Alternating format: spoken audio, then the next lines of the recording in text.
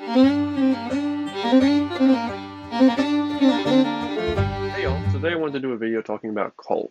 I want to talk about two things. One, the new Anaconda release and what I think about it, and two, the recent buyout, the fact that they are now, basically owned by a foreign company, being CZ. So what I wanted to talk about with the Anaconda is, obviously I'm a big 44 Magnum fan, and I'm also a big revolver fan. And I'm also kind of a Colt fan. I carry a Delta Elite quite often, and it's one of my favorite carry guns.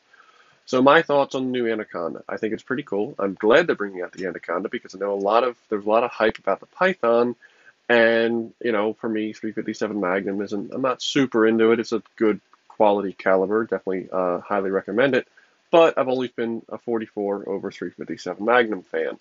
Will I get one? I don't know. Maybe, possibly. It'd be interesting to have one, but I hesitate slightly because of the issues with the Python and the fact that there's been some recent quality control issues with Colt. Everybody has seen my rants on some of the American companies that have kind of gone to the wayside when it comes to quality control, and Colt is no different.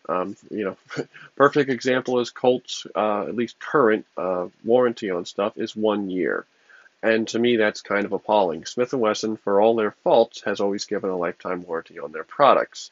Whereas 1 year on, usually when you're buying a Colt, whether it be a 1911 or a Python, you're floating around the $1,000 range there. So to only have a 1 year warranty on their products, kind of irritating, kind of dropping the ball there. But obviously, with the issues with the Python, I believe they've corrected them, and now they're cranking out the Anaconda, which I'm definitely 1,000% more interested in than the Python because, again, I'm a huge 44 mag fan. So I look forward to seeing what they do. I know it's only in, I believe, 6 and 8 inch barrels, so I would obviously probably not ever be buying one of them because really not a whole lot you can do with a 6 or 8 inch barrel unless you just like a range gun or like a hunting gun. Whereas I would be very interested to see if they do a 4 or 3 inch barrel version because that is something I would possibly consider carrying. It'd be kind of cool to have an Anaconda that I could carry. But, again, have to wait and see if they do a more conceal carry friendly barrel length in the gun. So as far as that, and I want to talk about CZ buying them out now. So as I said, Colt, their quality control has kind of been on the wayside lately, and I think that's probably has something to do with why they got bought out. Obviously, CZ bought them out, and my thoughts on CZ being bought or Colt being bought out by a foreign company doesn't make me happy. Colt is an American icon, much like Smith and Wesson and Remington, all these other long-standing firearm company, U.S. fire company manufacturers. Yes, forgive me, it's still getting over the COVID, so I'm muttering. But basically, finding out that Colt got bought out by a foreign company does not make me happy.